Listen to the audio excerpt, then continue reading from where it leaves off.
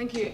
It is so fantastic to see everyone here this morning, and I've already been tweeting pictures of you all in front of us because for me you're the future, and without you we won't be able to tackle antibiotic resistance from now on. I thought I'd take you on my stewardship journey, and I thought I'd go back to when I was probably about your age, and this was on my medical elective in Guyana in South America. Where antibiotics weren't available, and where I had come from a situation where we always had antibiotics. The hospitals that I worked in as a medical student always had antibiotics. And I suddenly arrived in a country where there were 1 or 2 antibiotics available at any one time, that patients regularly were dying in front of us without antibiotics being available, and that even if they had antibiotics, they didn't usually have the right dose or the right duration.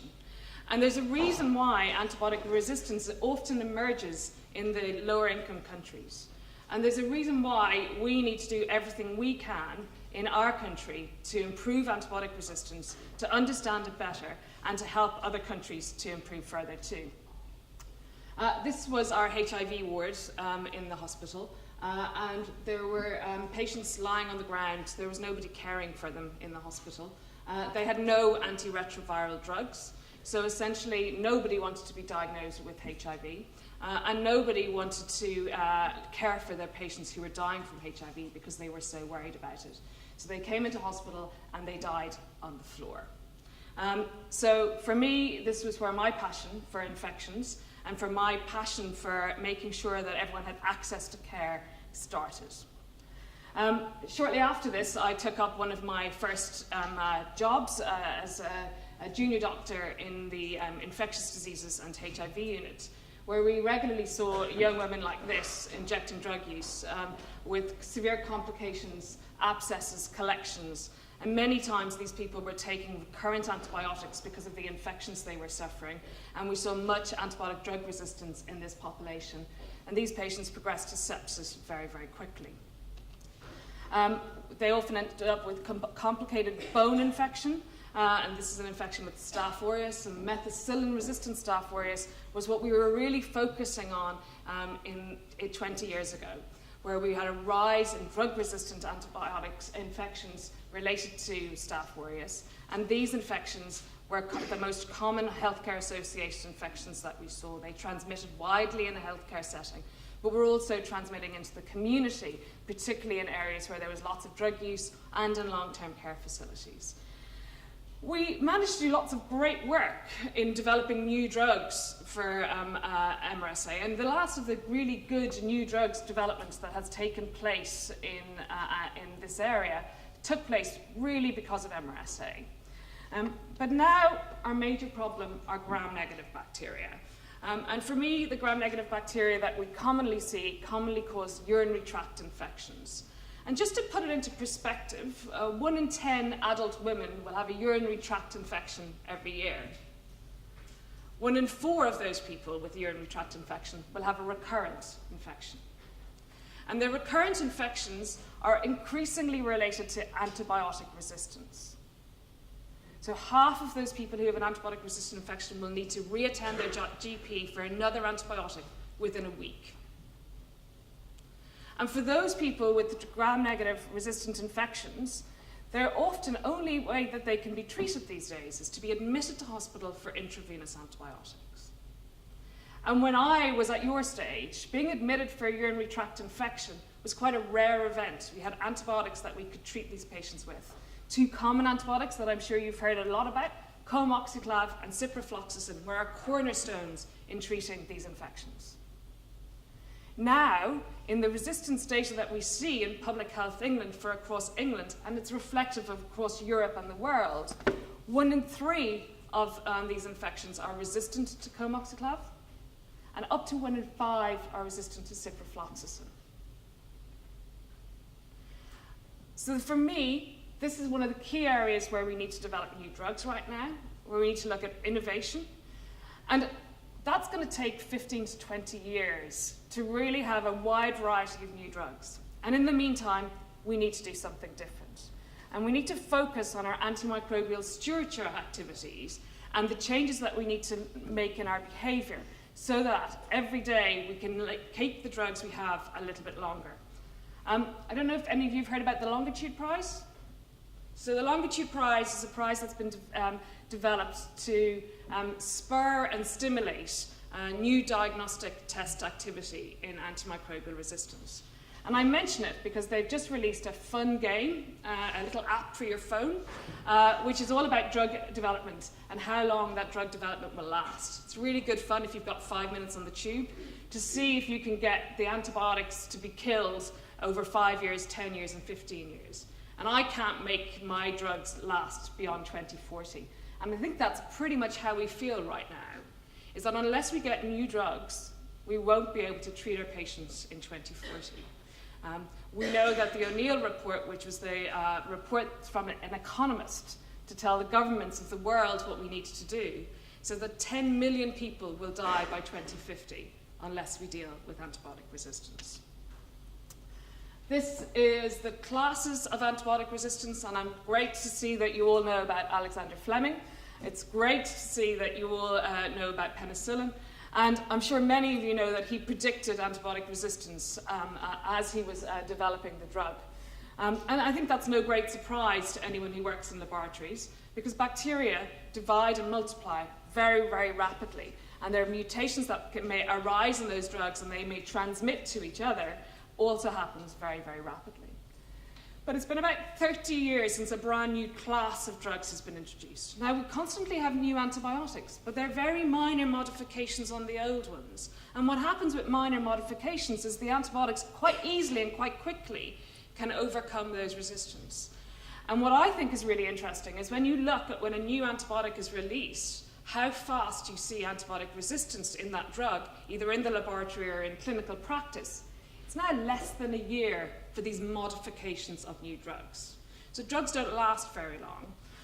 And drugs are very expensive to develop and maintain. It takes about 20 years from drug discovery to actually developing it into practice. It takes about 50 million pounds to get it there. And in addition to all of that, particularly for antibiotics, we don't actually want you to use them. We want to keep them over here when we really, really need them. And so there's no impetus for people to actually do this. When we think about the effectiveness of stewardship, what we're trying to think about is making sure we control the bacteria effectively, use the drugs effectively, to make sure that we can keep the drugs for as long as possible. And these are some common ways that you can do that. So on to some lessons. So I want to think back from my last 20 years working in clinical practice, and think about what I would like to have known at the start of that journey, and to try and get you to think about that today. And your afternoon is going to be thinking about behavioural change. And so I think this is really important to look at all of these aspects and to see how could you use that to change the behaviour both of yourselves, but also of your peers, and in the future of your students and trainees. So antibiotics are prescribed in many cases where they're not absolutely necessary, where there's no evidence that the bacterial infection is going to progress. But we do that as clinicians because we're not sure. We don't know exactly what's going to happen to the patient. We can't actually see into the future. And so what we're doing when we prescribe an antibiotic is trying to balance the uncertainty that we have over the diagnosis with the risk that might happen to the patient. And for complex patients with comorbidities and for elderly patients where it can be even more difficult, we frequently use broad-spectrum antibiotics. So my first lesson to everyone is that where diagnostic skills don't work and where you don't know the diagnosis, you need to think about investigations. What radiological and microbiological and virological investigations could help you. And we don't have good diagnostic tests to use at the front line anymore. So when you're starting antibiotics in these scenarios, you need to be thinking about, can I stop the antibiotic if I get an alternative diagnosis? Now, you heard in the previous video how you need to complete the course. And I think that the complete the course message is really important for certain infections. Tuberculosis, there's a very defined clinical course that you must take. If We know that if you take less than 4 months and really less than 6 months for the standard drugs, you are going to have a high risk of relapse. But for many other conditions, such as throat coughs, such as sore throats, we really don't know what the minimum length of time or the maximum length of time you need to treat a patient. What we do know is that if you can come up with an alternative diagnosis, it is perfectly safe to stop the drug. So we know that the more you expose the bacteria to the antibiotics, the more likely they're going to develop resistance. So one of the first things I would say to all of you in your starting step to antimicrobial stewardship is to make sure you are good diagnosticians. Learn your diagnostic pathways. Think about the patient in the center of it and understand how you can diagnose and treat patients effectively. There are also some really helpful toolkits to help you improve prescribing. In primary care, we use the Target toolkit, and in secondary care, we use the Start Smart Then Focus toolkit. These are areas where we can actually look and help improve prescribing at the starting point, particularly in GP practice. Can we use alternatives to antibiotics, particularly in primary care, thinking about safety netting, so that you tell patients what happens if you get worse, then you'll need to take an antibiotic. And by increasingly getting people to take a backup prescription. So that means you come and see a doctor. The doctor says, well, you don't really look like you need an antibiotic today, but I understand that you're worried. So what I want you to do is go away with this prescription and only take it if you're getting worse. Not if you stay the same as you are, not if you're slowly getting better, but it's just a bit slow, but if you're getting worse. And we know that by using backup prescriptions, we can halve the amount of antibiotics that people take. And not only can we halve the amount of antibiotics that people take, we can reduce their needs to go to the doctor for the same condition the next time. So that's a really important, effective way to do it. The other thing I think is really important at your stage is understanding the patient. There's many pharmacists in the room. How many of you are pharmacists? Great. So pharmacists understand drug interactions better than anyone else. That's your job. You tell me what I've got wrong on a daily basis. And so that is the most important piece. You need to understand that. We need to make sure that we're getting the right levels of drugs in. That's really important with the amount of cardiovascular drugs people are having. There's a number of statins that interact with the antibiotics that we use, both by increasing their adverse side effects and also by having increased complications. Ciprofloxacin is a classic, but also fusidic acid. It's also important to think about our patients and their lifestyle choices. I've put methadone and drug use there again to remind me that methadone can have an interaction with many of the antibiotics that we take, and antivirals in particular for HIV drugs. And there's no way that we're going to get a patient to take their antiviral for HIV if it's going to have their methadone. Okay? It's just not going to happen. So you have to think about how you can improve their lifestyle choices and allow them to have more methadone if you want them to take their drugs.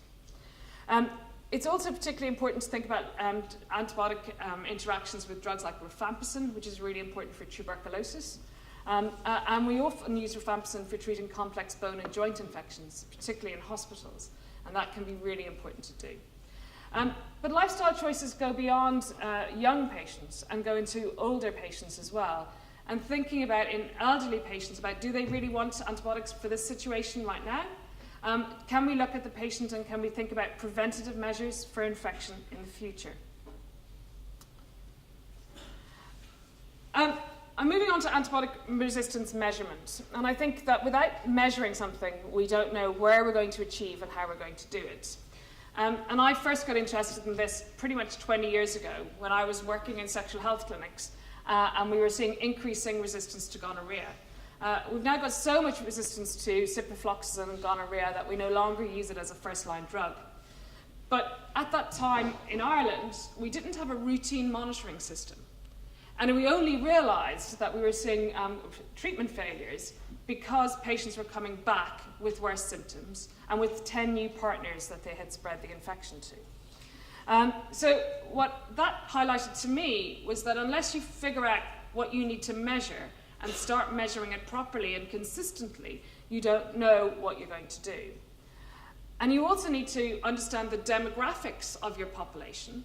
So there would be no point in understanding and saying, well, we're going to change everyone if we only need to change a certain population. And that's particularly important for urinary tract infections, where increasingly we're seeing increased resistance in the elderly population. And the likelihood is that over the next couple of years, we'll have to change the guidelines and look at the elderly population different from young, healthy women. One of the things that we've done in Public Health England and makes us world leading in this is that we now collect data from 98% of NHS laboratories in the country. What that means is that any time any laboratory across the NHS does a test for antibiotic resistance, we can suck it into a central system, collect the age of the patient, the gender of the patient, where that patient resides currently, and allow us to develop specific demographic-driven antibiotic resistance data, allowing us to improve our antibiotic guidelines, but also allowing us to understand where the threats are going to come in the future. This is all automated, so you have to invest in the in information technology approaches to improve.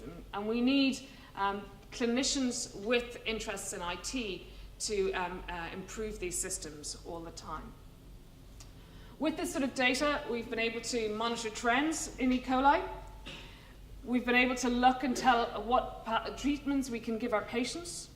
We've been able to think about novel methods so that when we don't have a single drug that works, which are the best 2 drugs that work, with our complex Venn diagram at the bottom. The other really important thing to think about is the choice of agents. This is a survey that we did a few years ago, showing us the amount of different antibiotics being used for different conditions across the system. What I wanted to particularly highlight here is some particularly broad spectrum antibiotics being used very early in the treatment course. So you can see that there's a certain proportion of hospitals using a carbapenem, a cephalosporin, or a piperacillin tazobactam for those with severe community-acquired pneumonia at the front door. That's not really according to any of the national or international treatment guidelines. And you may say, well, that's fine, as long as they're only using them for a day or two. But what we also found is that a significant number of hospital policies don't have a duration within the hospital policy or have very long durations within the hospital policy. For us, it's key that we drive antibiotic policies to be the shortest duration possible, to be as evidence-based as possible, and to be developed with the stakeholders, prescribers, and based on the local antibiotic resistance. NICE are currently developing common infection guidance, which is looking at the common syndromes that we see and trying to use this to drive antibiotics to be the shortest duration possible and to be the narrowest spectrum possible for each condition. And moving on to audits. So the other thing that you will do for the next 5 years at least in your life is do audits. And audits are a really important part of practice. The first time I got an audit done to me in antibiotics, I was an SHO in medicine. And I got a phone call from the microbiologist the day after I had done the on-call. I was pretty tired. I just worked 27 hours at that point. And they said to me, so I just want to check your antibiotic prescriptions last night. I couldn't remember who I'd seen, never mind the antibiotic prescriptions. And so they said, so yeah, we've got patient X here, you prescribed flucloxacillin. And I said, well, I presume that was for cellulitis. And they said, you've got patient Y here, you prescribed gentamicin. I was like, well, that must have been for pyelonephritis.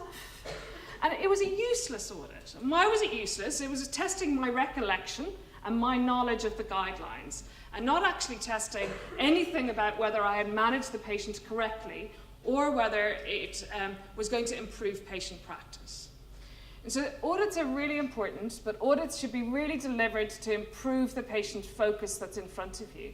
And you should be thinking about this every time you do an audit, about what is my purpose in doing it. If it's a tick box exercise, don't bother.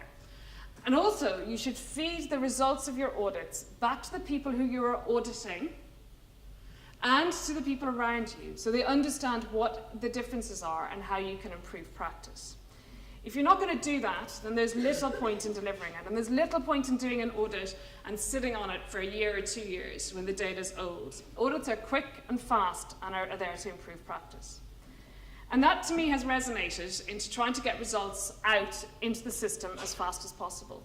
And for those of you who haven't seen it, we have now produced an AMR local indicators portal.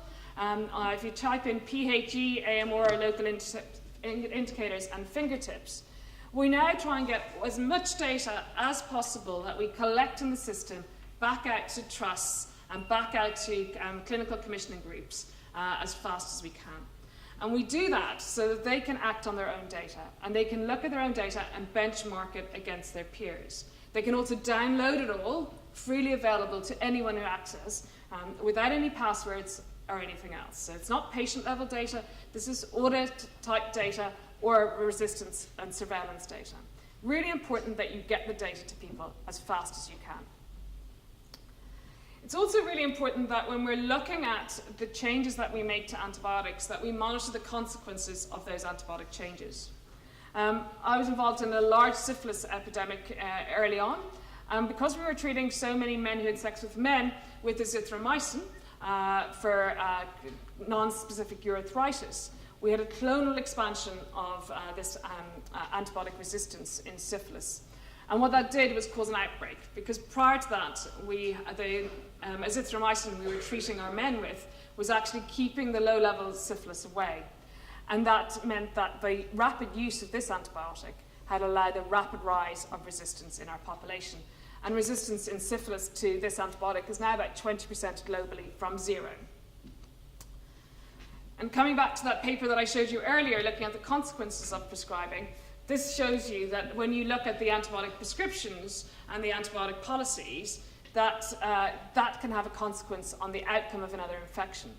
And when we looked at what hospitals were doing and their rates of C. diff, we could see that people who had a restrictive pyelonephritis regimen, so therefore a very narrow spectrum pyelonephritis regimen, or very short duration nosocomial pneumonia treatment pathways, had less C. diff infections in their hospital.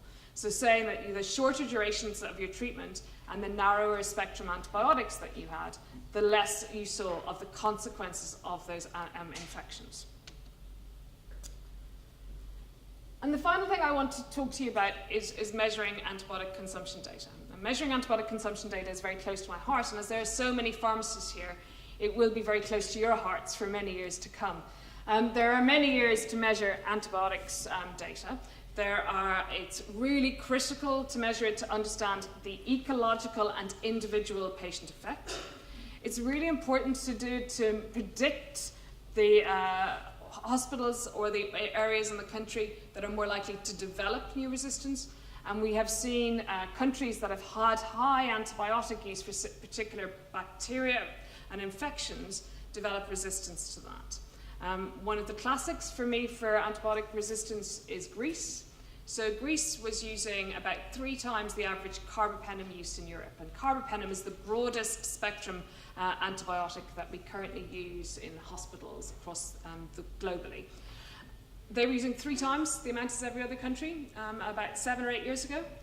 And they had a massive rise in the carbapenem resistance, such that right now, this year, they're reporting that more than 75% of Klebsiella infections that they see in their country are carbapenem resistant.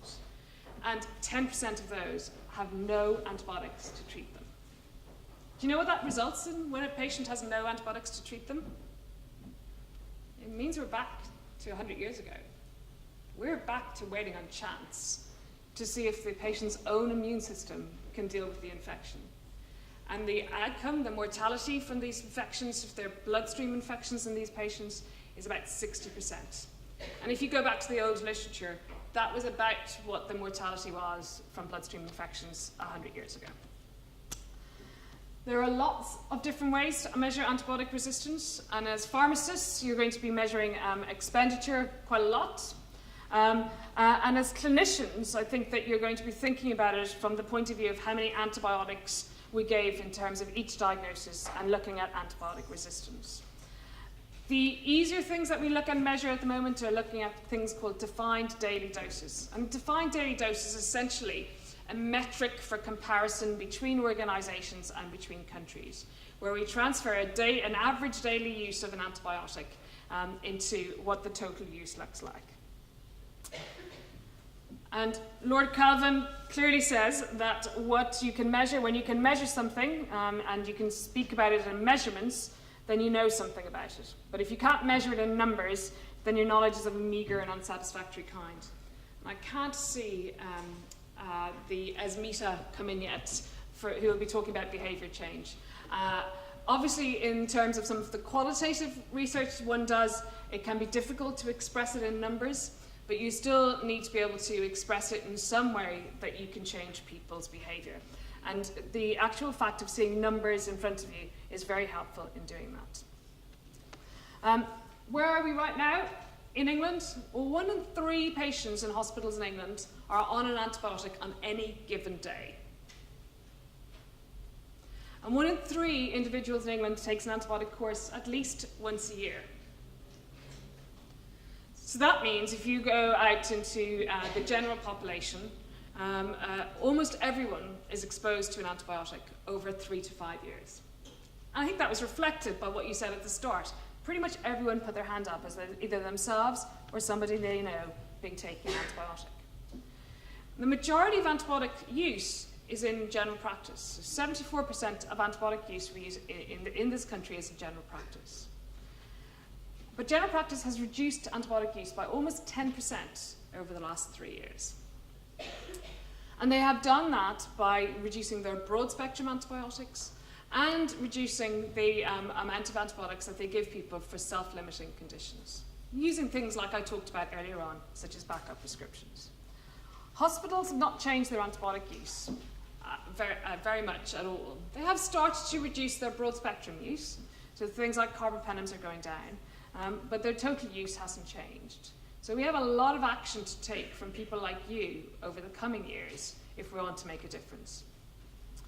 And in number terms, we have now almost got back through our work on the English surveillance programme and the work of organisations such as Public Health England, staff in the NHS, people themselves, GPs, doctors, pharmacists, nurses taking action, reduced our antibiotic use back to 2011. We'd like to see it go back to at least 10 years ago, so 2006, 2007. And we see no reason why we can't drive antibiotics down. We sit in the middle of antibiotic prescribers in Europe, so we use about the average amount of antibiotics. But countries like Sweden use about a third less. So where our metric is 21, they're at 14. And if we'd really like to be world leading in this area and to preserve our antibiotics for the future, that's where we need to be. Interestingly, their resistance levels are the lowest in the world. We most frequently prescribe penicillins, and we also use tetracyclines and macrolides very commonly. And the tetracyclines and macrolides are commonly used for respiratory tract infections. Dilip Nathwani is an ID consultant and an antimicrobial stewardship expert from Scotland. And what he would say is that measurement for improvement is not focused on judging whether data meet a compliance threshold or target, but rather as a means of determining whether the changes we make to improve are effective and to what degree. And I'd like you to think about that as you go through the next few years, is every time somebody gives you a target, that it's just something to aim for. But what you need to know on a daily basis is why I'm trying to get there and what I'm trying to do. Dame Sally Davis says antibiotic resistance is a catastrophic threat. It doesn't feel like that necessarily if you're out working in the NHS today, but it will feel like that for you if we don't do something about it. Thank you.